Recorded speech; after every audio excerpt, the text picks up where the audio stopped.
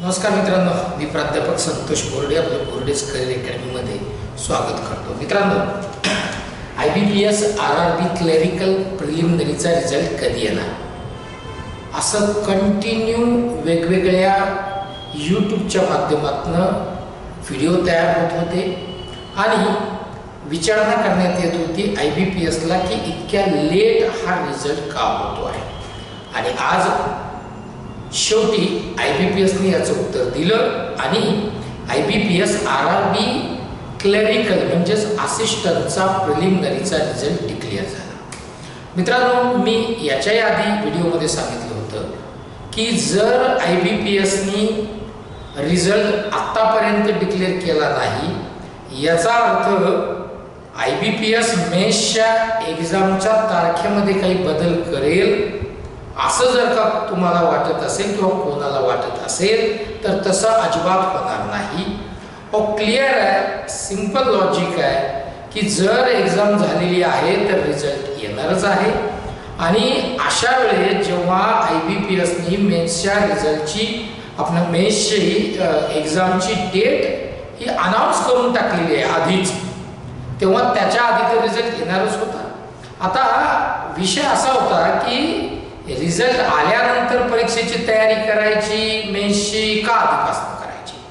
आणि मी व्हिडिओमध्ये स्पष्ट सांगितलेलं होतं आणि असंही मी बऱ्याच विद्यार्थ्यांना सांगत होतो जेव्हा फोन यायचे, SMS यायचे की रिझल्टची वाट बघू नका, ॲक्युरसी चांगली आहे तर तुम्हाला मेन्सच्या तयारीला लागायला पाहिजे. मित्रांनो, असंच झालं.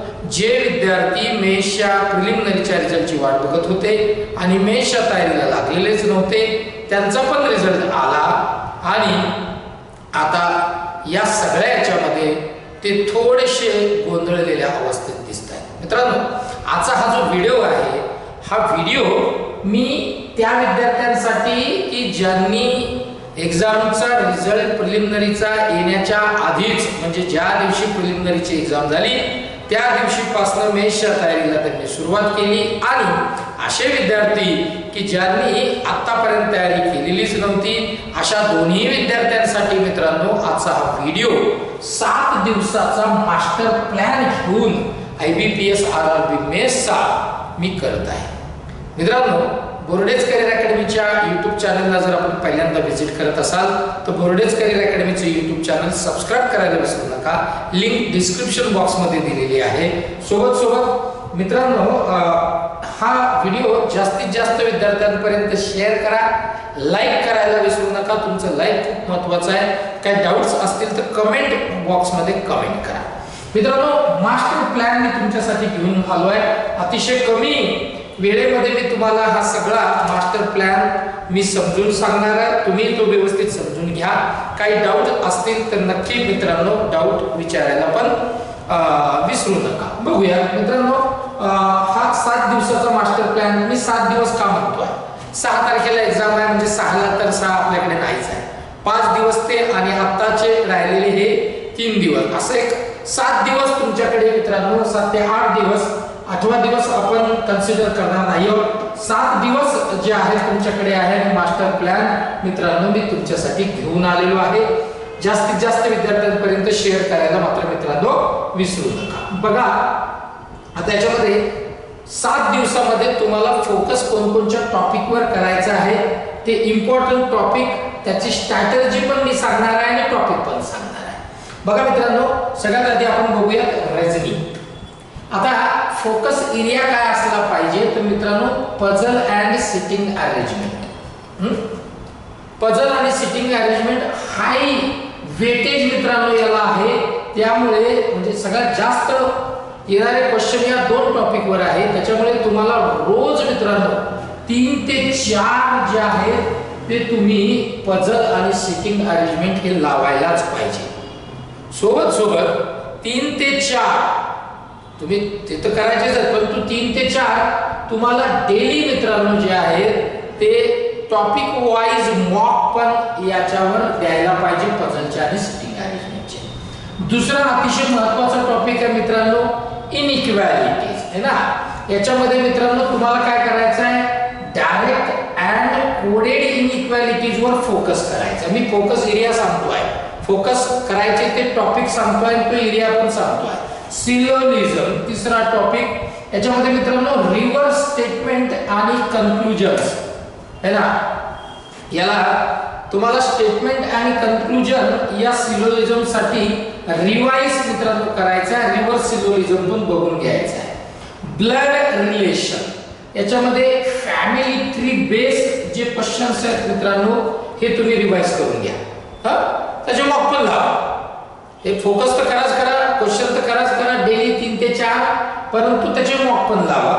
कोडिंग अँड डिकोडिंग मध्ये मित्रांनो ओल्ड आणि न्यू पॅटर्नचे हे दोन्हीही कोडिंग अँड डिकोडिंगचे क्वेश्चन्स वर प्रॅक्टिस करा, मॉक लावा. ठीक आहे.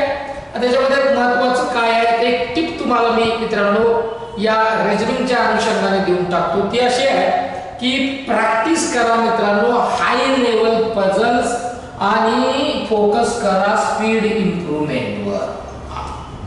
समजून घ्या. टिप लक्षात ठेवा.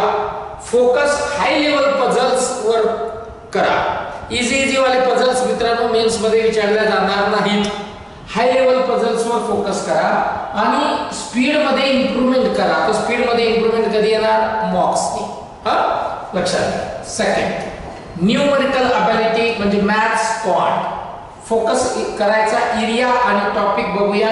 डेटा इंटरप्रिटेशन महत्वाचं सगळ्यात जास्त हाई वेटेज असणारा जे टॉपिक आहे तो डेटा इंटरप्रिटेशन. त्याच्यामध्ये टेबल बार ग्राफ त्याच्यानंतर लाईन चार्ट्स असे तुम्हाला रोज डेली 3 ते 4 DI चे सेट्स मित्रांनो हे अटेम्प्ट करायचे आहेत. मॉक सुद्धा करायचे आहेत. त्याचे सिम्प्लिफिकेशन आणि अप्रॉक्सिमेशन याच्यामध्ये मित्रांनो ॲटलिस्ट 50 क्वेश्चन तुम्हाला करायला पाहिजे स्पीड इम्प्रूव्ह करण्यासाठी. 7 दिवसातच करायचे आहे मित्रांनो. प्लॅनच मास्टर प्लॅनच 7 दिवसाचा आहे.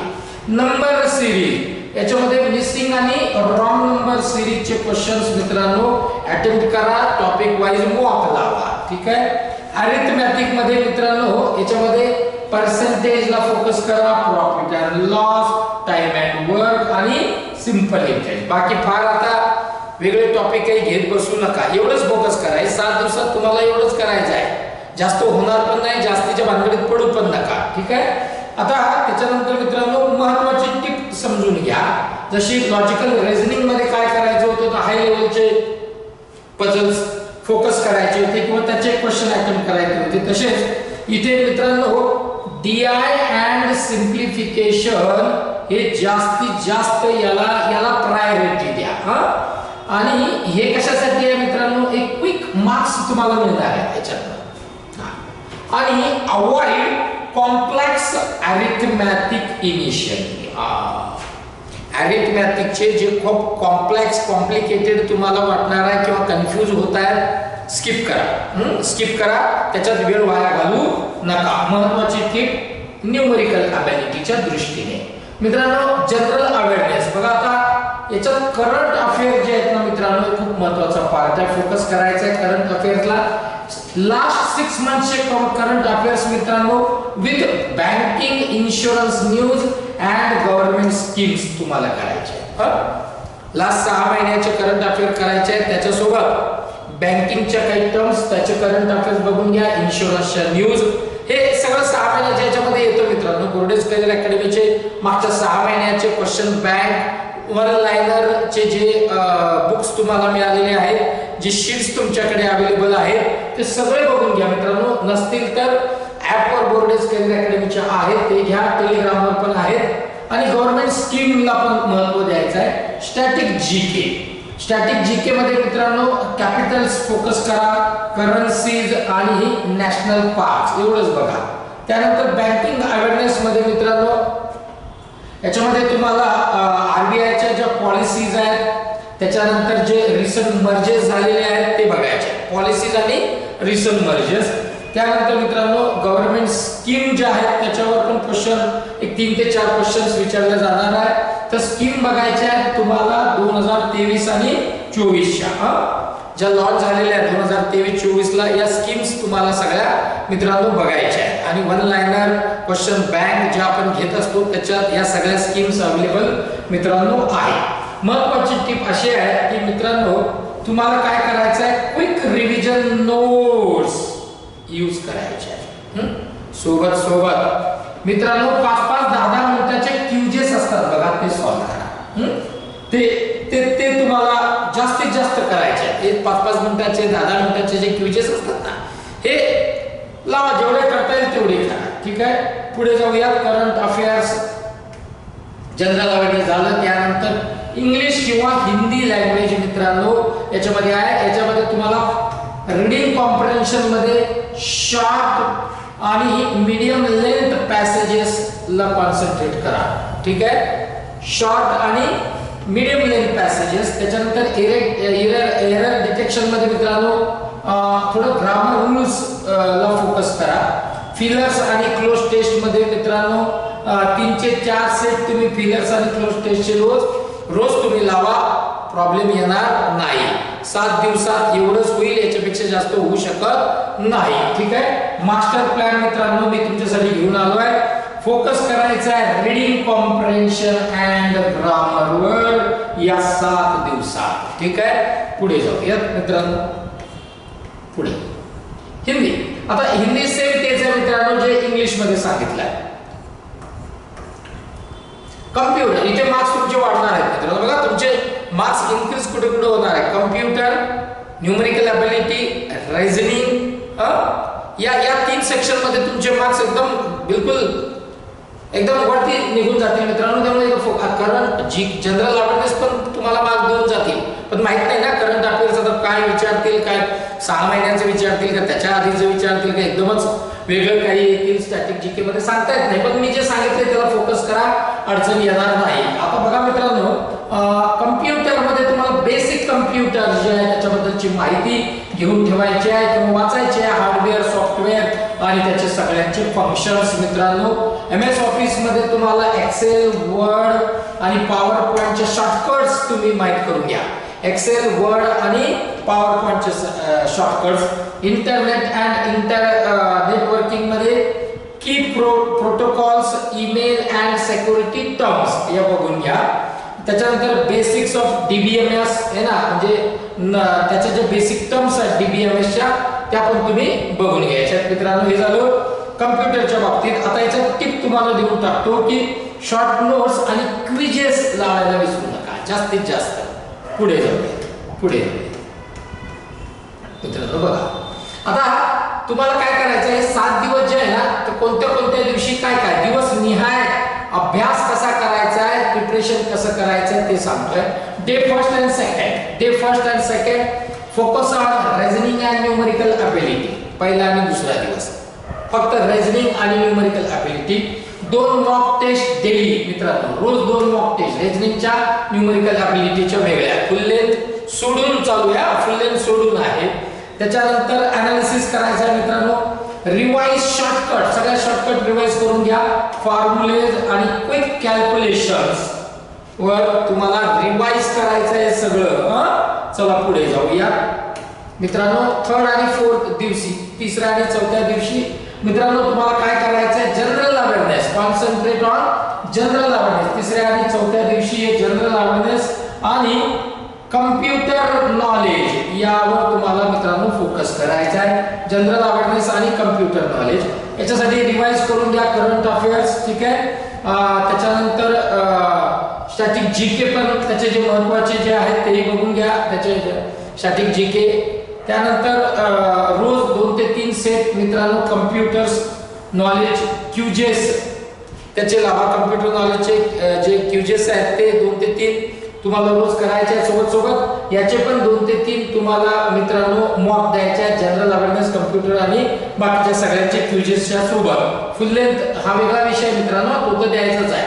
5वा आणि 6वा दिवस तुमचा कसा असला पाहिजे, लँग्वेज स्किल्स ला फोकस करा. ठीक आहे, त्याच्यानंतर 3 ते 4 कॉम्प्रिहेन्शन पॅसेजेस बघून घ्या, सगळे व्यवस्थित ते सॉल्व्ह करा. ग्रामर रूल आणि प्रॅक्टिस क्लोज टेस्ट ठेवा. या 5 आणि 6व्या दिवशी. 7व्या दिवशी मित्रांनो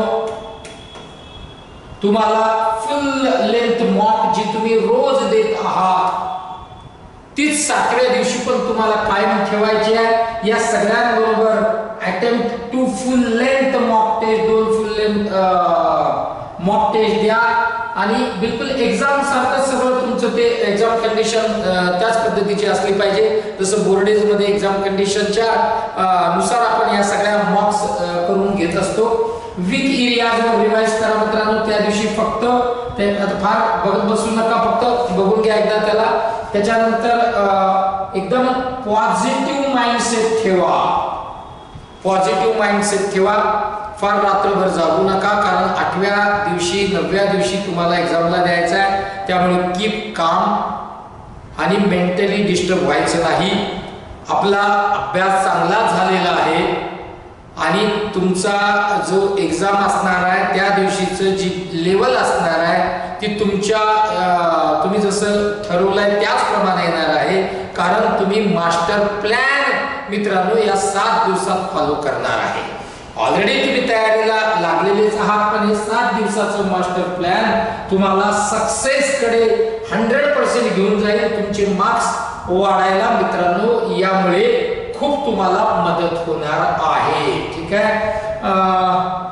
त्याच्यानंतर मित्रांनो त्याच्यात येस तुम्हाला जर का मार्क्स मित्रांनो या सगळ्या याच्यामुळे तुमचे नक्की वाढतील अशी मला आशा आहे, नवी खात्री आहे. आणि तुम्हाला सगळ्यांना मित्रांनो या एक्झाम साठी बेस्ट ऑफ लक. सगळ्यांना खूप खूप शुभेच्छा. काही डाउट्स असतील तर कमेंट बॉक्स मध्ये कमेंट करायला विसरू नका. बोर्डेज करियर अकॅडमीचं YouTube चॅनल मित्रांनो सबस्क्राइब करा, त्याची लिंक डिस्क्रिप्शन बॉक्स मध्ये दिलेली आहे. आणि बेल आयकॉन प्रेस करा मित्रांनो. इथेच थांबतो. जय हिंद, जय महाराष्ट्र.